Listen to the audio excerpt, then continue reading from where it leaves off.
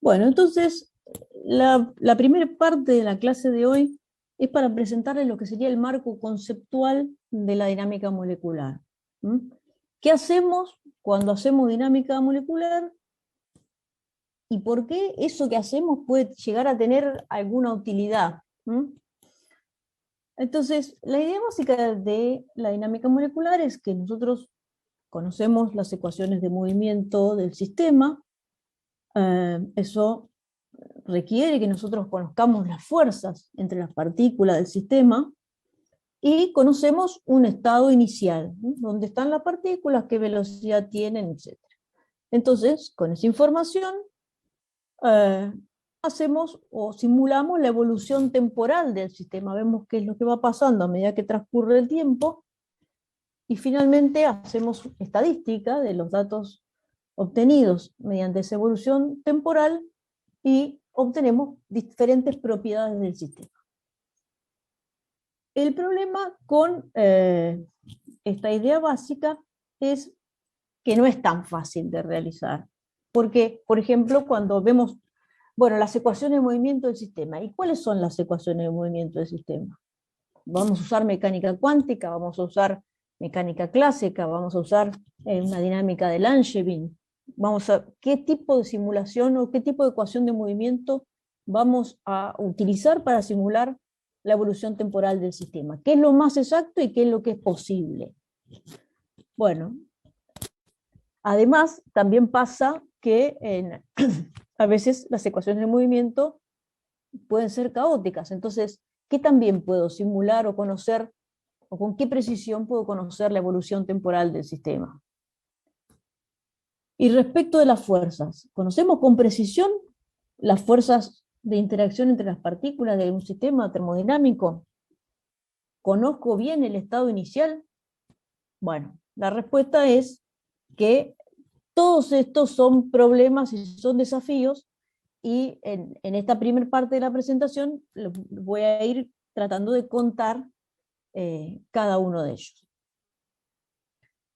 Entonces, respecto de las ecuaciones de movimiento, como todos ustedes ya sabrán, lo mejor siempre es lo ideal sería siempre poder hacer un cálculo por primeros principios. Y en el caso de un sistema molecular, hacer un cálculo por primeros principios significa que yo tengo que resolver la ecuación de Schrödinger dependiente del tiempo. En esta ecuación está la función de onda psi, que tiene toda la información que yo puedo yo puedo obtener del sistema, está contenida en esta función de onda. Y la función de onda depende de las coordenadas de todas las partículas. Y h, esto que está acá, h es el operador hamiltoniano, que es básicamente lo que me da es la energía del sistema. O sea, si yo aplico h a una función de onda de un estado de energía definido, me da la energía. Y si no, puedo usar este h para calcular los valores posibles de energía o las energías promedio, digamos, todas cosas que tienen que ver con la mecánica cuántica. Eso sería lo ideal, poder hacer un cálculo por primeros principios. ¿Por qué es lo ideal? Porque es una solución exacta y es general, y porque solamente requiere conocer las masas y las cargas de todas las partículas. Es decir, cuando yo voy a resolver la ecuación de Schrödinger, necesito conocer las masas y las cargas, y no necesito ninguna otra información o parámetro. Las desventajas que tenemos es que el costo computacional es elevadísimo, elevadísimo. Y por lo tanto solo es aplicable a sistemas de pocos átomos y no es aplicable a sistemas termodinámicos. Entonces, necesariamente tengo que empezar a introducir aproximación. Y la primera aproximación, que también calculo yo que ustedes ya han sentido nombrar todas estas cosas que estamos diciendo, pero es para refrescar la memoria y para poner las cosas en un contexto. La primera aproximación es lo que se llama la aproximación de Born y Oppenheimer, que consiste en separar el movimiento electrónico del movimiento nuclear. La idea intuitiva que siempre se da en los libros de texto más, digamos, en los libros de texto de los cursos de grado, es esto de que los electrones se mueven muchísimo más rápido que los núcleos y entonces siempre se pueden acomodar a la nueva posición de los núcleos. En realidad, la aproximación de Born-Oppenheimer es algo mucho más riguroso, que surge de aplicar la teoría de perturbaciones y tiene que ver con, o es exacta en la medida que la relación entre las masas de las partículas cuyo movimiento se separan son muy diferentes. Como la masa de los electrones es casi 2000 veces más chica que la masa del núcleo más liviano, eso hace que muchas veces la aproximación de Born-Oppenheimer resulte una buena aproximación. ¿Alguna pregunta? Bueno, entonces, ¿en qué consiste o cómo se aplica esta aproximación? Primero, lo que tengo que hacer es resolver el problema electrónico para distintas posiciones fijas de los núcleos. Y luego, en una segunda etapa, ver cómo se mueven los núcleos en la superficie de energía potencial determinada por los electrones. O sea, fíjense en este gráfico, yo acá tengo una curva, esta curva que está acá es el potencial que gobierna el movimiento nuclear. ¿Cómo lo obtuve? Lo obtuve poniendo los núcleos a distintas distancias y resolviendo la ecuación de Schrödinger para los electrones con los núcleos fijos. Y entonces fui obteniendo todos estos puntitos. Una vez que obtuve todos estos puntitos, ya tengo mi superficie, en este caso en vez de una superficie es una curva, pero porque es el caso más sencillo posible, pero en el caso si tengo muchas partículas, voy a tener una superficie. Una vez que tengo la superficie, solamente me queda resolver cómo se mueven los núcleos sobre esa superficie de energía potencial electrónica. Me saco de encima a los electrones.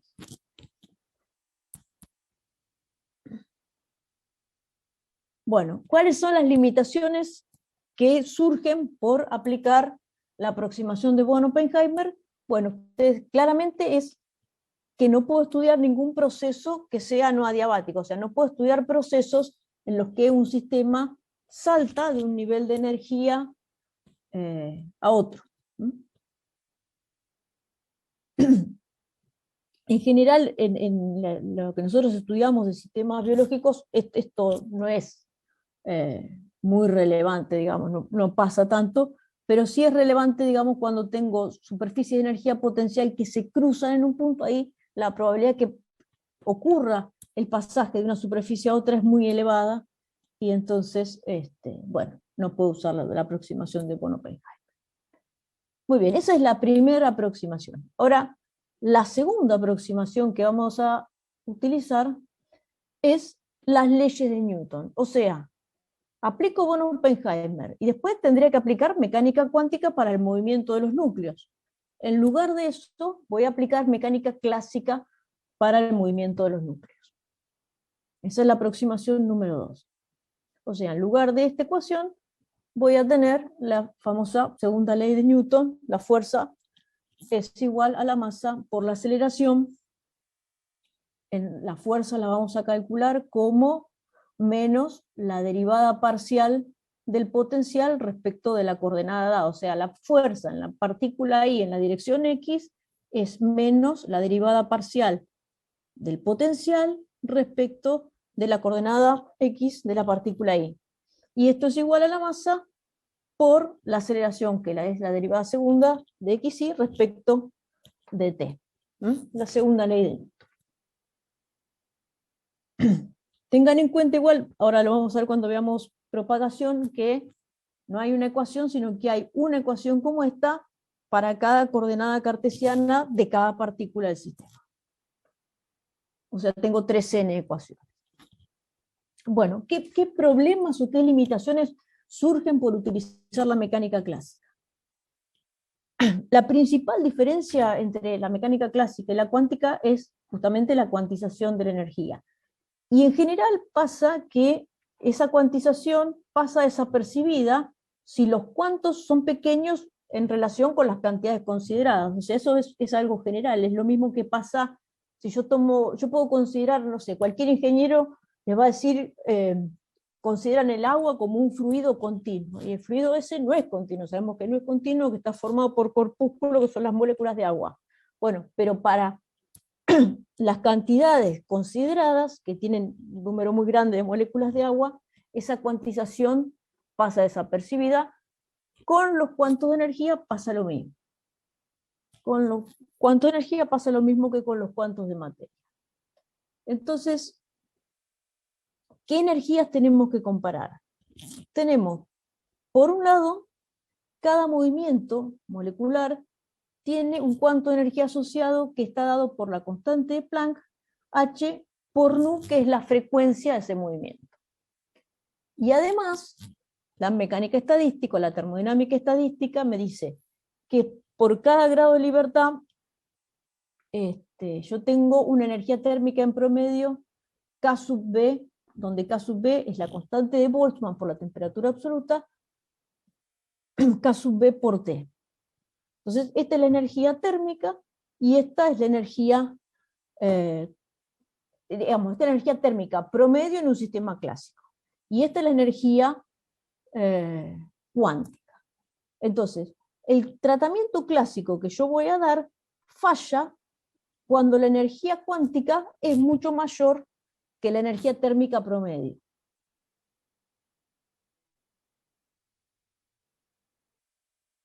O sea, cuando h por nu dividido la constante de Boltzmann por t es mucho mayor que 1, tengo que hacer un tratamiento sí o sí cuántico. Mientras que si este número es mucho menor que 1, puedo o es correcto hacer un tratamiento clásico. Y bueno, justo en el medio entre estos dos extremos tendría sería una frecuencia crítica que hace que este cociente sea exactamente igual a 1. Entonces, cuando este cociente es igual a 1, la frecuencia crítica es del orden de 10 a la 12 Hz. Entonces, ¿esto qué nos dice o qué nos dice respecto de los movimientos que podemos analizar o que tenemos que considerar en una dinámica molecular? Bueno, en esta tabla están más o menos clasificadas las cosas que podemos ver bien y las que no.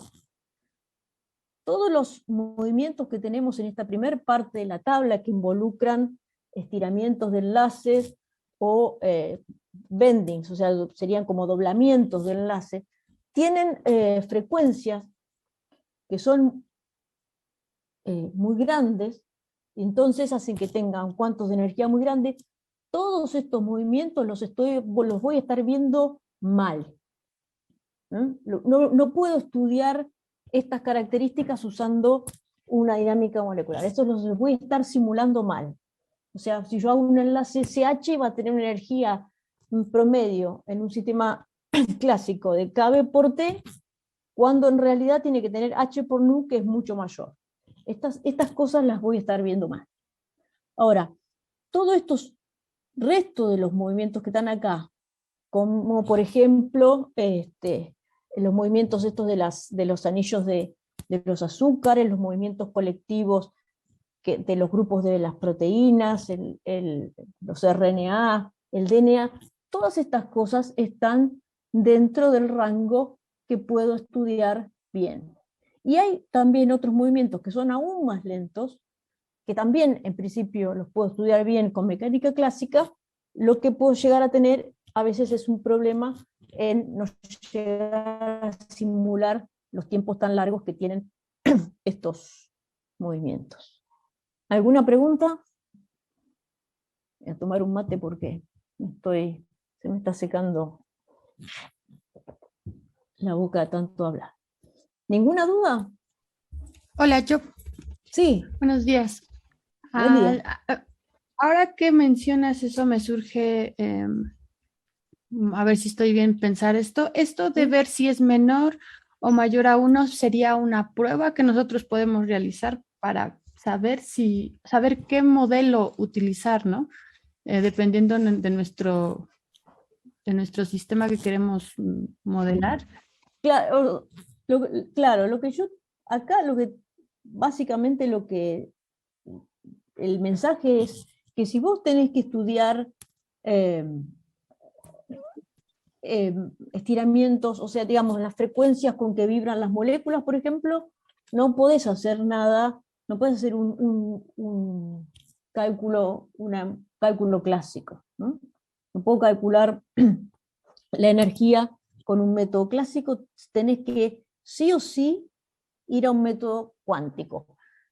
Cuando haces una dinámica molecular, obviamente yo, por ejemplo, tengo, no sé, dobles enlaces, y esos dobles enlaces van a estar vibrando y moviéndose, pero la energía que van a tener no es la correcta. Lo que pasa es que eso no me afecta las otras cosas que yo quiero ver, que son estas que están acá. Digamos, básicamente el mensaje es que haciendo dinámica molecular podemos ver bien cambios conformacionales en RNA, en proteínas, en lípidos, podemos ver las propiedades de fluidos, todas esas cosas las podemos hacer bien porque están acá. Los estiramientos y los doblamientos de enlace que están en esta parte no los vamos a estudiar bien. Incluso, te digo más, en las técnicas más comunes de dinámica molecular, los enlaces que tienen hidrógeno, cualquier enlace CH o H, que son lo veamos más, que aparecen más comúnmente, están todos congelados, o sea, están quietos, ¿no? Están congelados para permitir hacer tiempos de integración más largos. Entonces, claramente eso no lo está simulando bien, pero ese error no redunda en un problema en las magnitudes que vos sí querés calcular, que puede ser, por ejemplo, el tiempo que tarda en, no sé, en abrirse el sitio activo de una proteína, o cómo se produce una transición alostérica. ¿Mm? Esa es la idea. Ok, entonces todo va aunado a que debemos conocer nuestro sistema y qué cosas estamos dispuestas a, digamos, a Exacto, ceder. exacto. Hablando ahorita que dijiste de que no se están moviendo, sabemos que sí se están moviendo, pero podemos obviar esa parte, ¿no? Claro, claro. Sí. Porque yo digo, bueno, yo cuando quiero estudiar un enlace SH hago un cálculo cuántico y miraré el enlace SH y puedo ver, no sé, las distintas cosas que pasen. En la dinámica molecular no me importa, no me importa. Lo dejo fijo y que se muevan juntitos los dos y chao. Ok, listo. Porque Gracias. voy a ver otras cosas. Hola, hola. ¿Sí? Una pregunta. El, el protein folding tampoco, o sea, se puede estudiar desde la en mecánica clásica. El protein folding sí se puede estudiar. Y hay un montón de, de ejemplos y cada vez va a haber más ejemplos. Como yo te decía, uno de los trabajos prácticos que vamos a hacer es el folding de una proteína que se llama TRPCage, que es un péptido muy cortito que, a pesar de ser cortito, se foldea rápidamente, lo cual es algo, una propiedad bastante en particular, y por eso fue uno de los primeros que se foldeó. Cuanto más grande es tu proteína, más complejo es el proceso del folding, y, y más difícil es verlo, pero acá no es el problema de que es por mecánica clásica. La mecánica clásica perfectamente puede describir Ujú. esos movimientos. La dificultad que tenés es que si la proteína es grande, eso puede tardar mucho, y entonces Bueno, no eso lo sí. vas, no lo vas a ver. Pero Es, digamos que dentro de esta tabla que nos muestra la parte amarilla, lo que tiene que ver esta parte amarilla, sí, es más accesible estudiar, ¿no es cierto? O sea, claro, porque digamos claro. que con mecánica clásica difícilmente se podría estudiar la parte de arriba, la parte roja. La O parte sea, rosada, olvídate, esa parte no está dentro de lo que es el objetivo de la mecánica, eh, de la dinámica molecular clásica, y es algo que en las dinámicas molecular clásicas se simula mal, pero que no nos va a afectar los resultados. La parte del medio sería como lo óptimo en el sentido de que lo puedo simular con mecánica clásica y no tiene un costo computacional que es prohibitivo. Y la parte que está amarilla son cosas que son muy interesantes de estudiar, pero y que se pueden estudiar perfectamente con mecánica clásica, pero que dependiendo del sistema puede ser que sea muy costoso el cálculo desde el punto de vista computacional, de la memoria que requiere o del tiempo que requiere. Entonces, por eso está en amarillo. Y como te digo, también todos estos límites están constantemente cambiando, ¿no es cierto? Cada vez se pueden hacer más cosas. Gracias. Juliana, Sí, quizás también es importante, y esto también dentro de unas pocas slides también lo vas a tocar dentro de lo que es dinámica molecular. Si bien no podemos modelar correctamente todos los procesos que están en la tablita con el color rojo, pero en la simulación misma se están moviendo todas las cosas, ¿no? Obviamente la energía no es la misma, pero claro. al visualizar la simulación, si hacemos un zoom in muy, muy grande, entonces sí veríamos los átomos que están enlazados vibrando un poco, ¿no? Entonces, y eso también determina otros parámetros para la simulación en sí, que los vamos a ver dentro de un momentito. Perfecto, tal cual, tal cual. Bueno, Bueno, una pregunta. sí, ¿Y un resultado de dinámica molecular no podría ser comparado con, no sé, con un experimento IR? y en principio no, en principio no. Hay una forma de obtener frecuencias vibracionales a partir como es, de dinámica molecular haciendo transformada de Fourier, pero te va a dar mal la energía, te va a dar mal, porque está mal. ¿Entendés? Vos tenés una energía promedio térmica y eso está mal, básicamente. Y si vos suponete que vos querés publicar un artículo estudiando, no sé, analizando el espectro IR de, de, de una, de una molécula, tenés que hacer un cálculo cuántico, no podés hacer un cálculo clásico. Con otros experimentos sí lo puedes comparar, ¿no? Claro. Con otro tipo de experimentos, ¿no?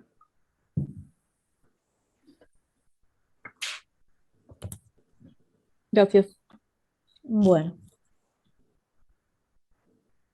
Bueno, y la tercera aproximación que está en los cálculos de dinámica molecular clásico, por lo menos en los cálculos que son estándar de dinámica molecular clásico, es que se usa un potencial empírico. O sea, yo les dije recién que la superficie de energía potencial se obtenía resolviendo el problema electrónico, pero en realidad el problema electrónico es muy difícil de obtener, incluso para una molécula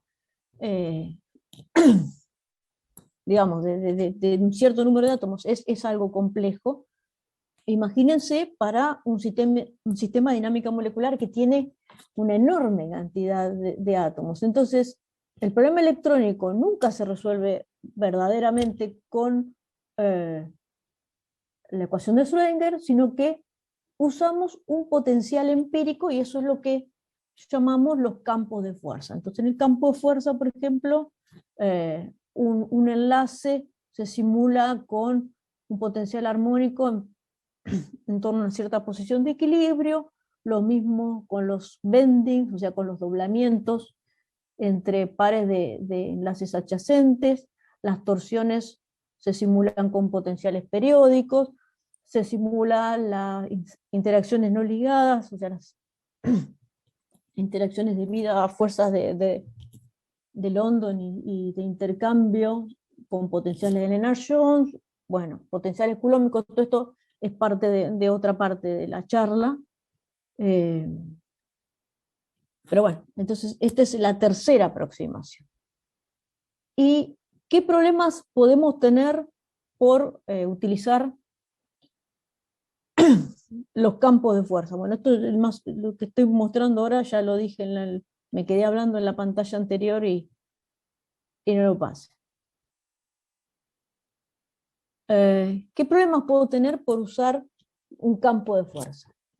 Bueno, uno de los grandes problemas que tienen los campos de fuerza, o no de los grandes problemas, una de las grandes limitaciones que tienen los campos de fuerza, es que, como les decía recién, cada enlace es simulado por un potencial armónico, o sea, como si fuera un resortito. Y un potencial armónico tiende a infinito cuando la separación respecto de la posición de equilibrio se hace muy grande.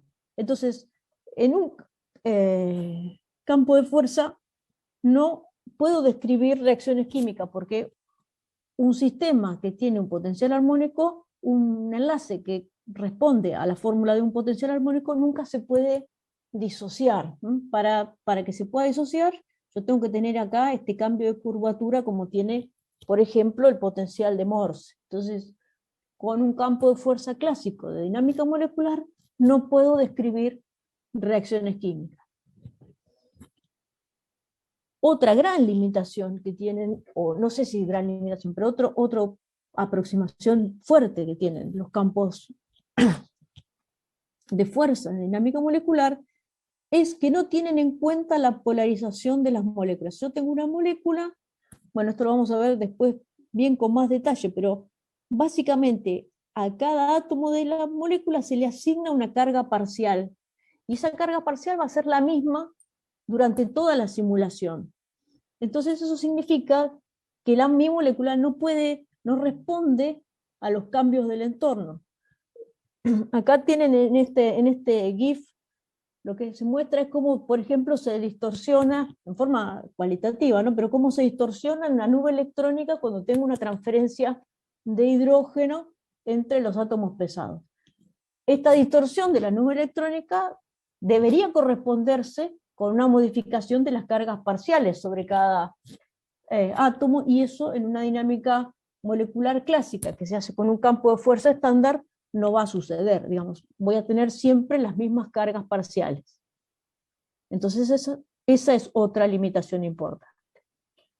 Una cosa que me importa que les quede también claro es que para cada limitación hay una alternativa, y esas alternativas son computacionalmente más costosas, pero digamos, no es que no estamos conscientes del problema y hacemos las cosas ciegamente, sino que tenemos esas limitaciones y sabemos cómo se pueden mejorar los cálculos. Lo que pasa es que eso tiene un costo computacional, y que, como todo costo, uno tiene que evaluar si está dispuesto a pagarlo o no.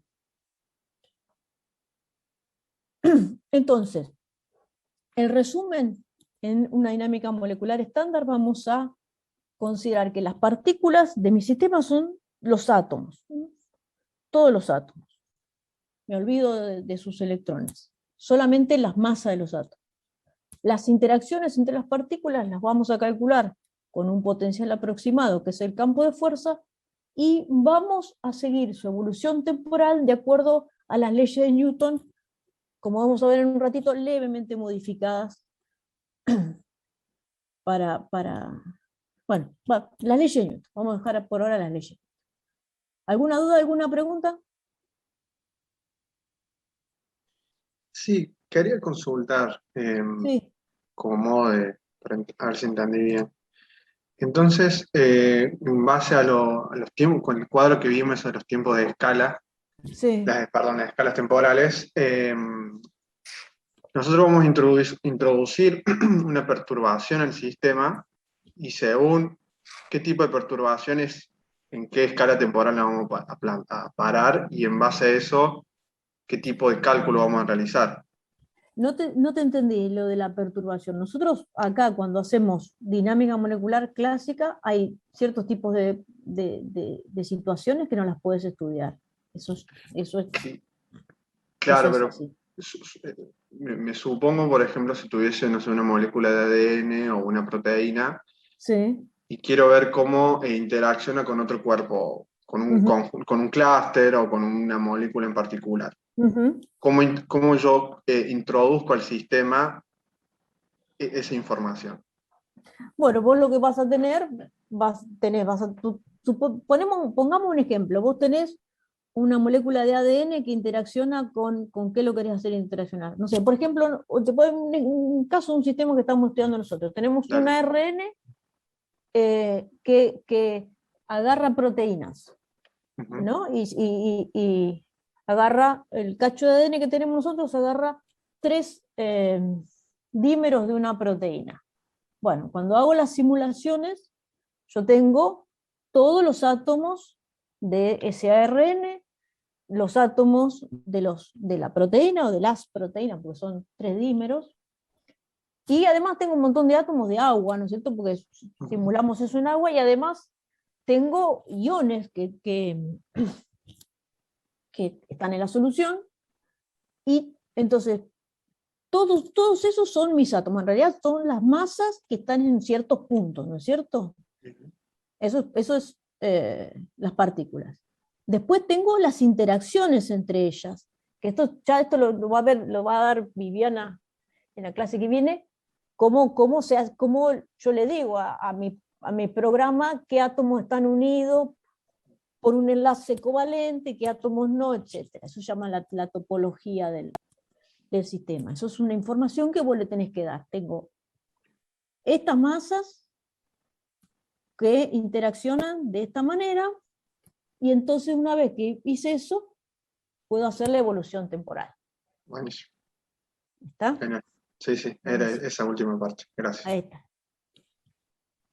Bueno, entonces, quizás ustedes pueden pensar que al final, con tantas aproximaciones, es como que tengo muchas limitaciones, ¿no es cierto? Hago Oppenheimer, tengo que usar mecánica clásica para el movimiento nuclear, calculo las interacciones con un campo de fuerza aproximado.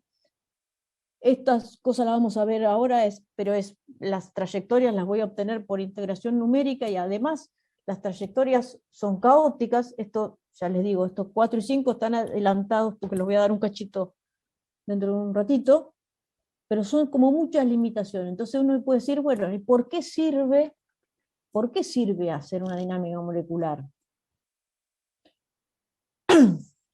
Bueno, la idea básica que está en este artículo, pero pueden encontrarla en los libros de dinámica molecular hasta de la década del 70, cuando solamente se hacía dinámica molecular, no sé, de gases raros y cosas muy simples.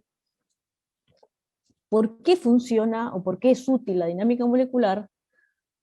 Porque a mí no me interesan los detalles de la trayectoria. Lo que simplemente usamos las trayectorias para hacer estadística.